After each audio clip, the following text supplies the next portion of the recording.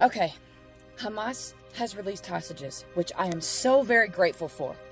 But there are people spiritually blind enough to get on a news station and say, they're not just holding these hostages for the sake of brutality, because if they were, they would have been dead. They would have been tortured and killed by now. Are you joking? Let's go all the way back to how this started. 40 infant babies were beheaded.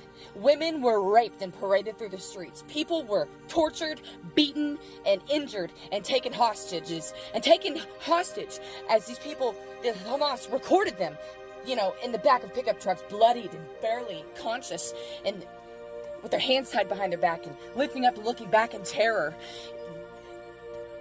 Families burned alive in their homes who are now fused together because of being burned alive, holding each other in their last moments. Families slaughtered in their homes like livestock. And you think they didn't take hostages for the sake of brutality? I am so terrified at how stupid so many people are. First, they lie about the bombing. They lie about the hospital bombing and say it was Israel. Then these mountains of evidence come out proving that it was actually a Hamas misfire, but they take that opportunity to immediately lie on Israel. What does a person who is demonically oppressed do?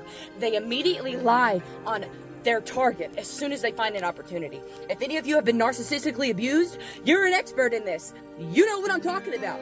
As soon as there's an opportunity for anyone who's demonically oppressed to lie on their person, the innocent person that they're targeting, they will take it. And 9 times out of 10, most people believe the narcissist instead of the target. And 9 times out of 10, the target is the one made to look like the bad guy. Any of you who have gone through narcissistic abuse, a lot of us almost pushed to suicide. You know what I'm talking about. You know what I'm talking about. Not everybody knows what this is like. Not everybody knows what it's like to be made out to be the bad guy in a world like this. Not everybody knows what it's like to have so many lies told about you and not a single ounce of proof put behind it except for someone's words, and because they're good with words and manipulation.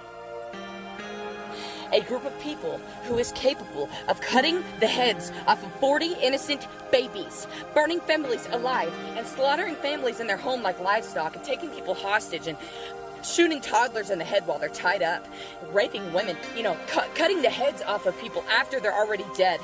People who are capable of doing this, do you really think that they're not capable of releasing hostages to save face?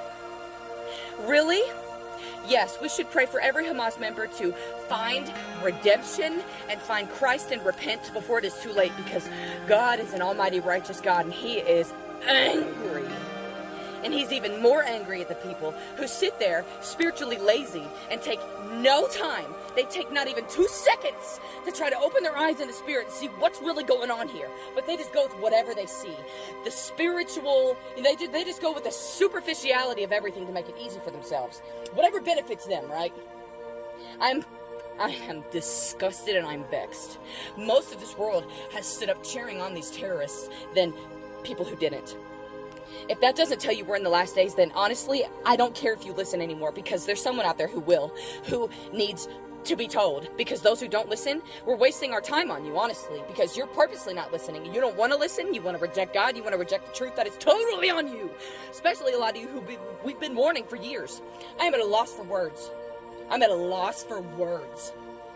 Israel is about to do a ground invasion. Do you think they won't release hostages to delay it? They're not holding hostages for the sake of brutality. You gotta be joking.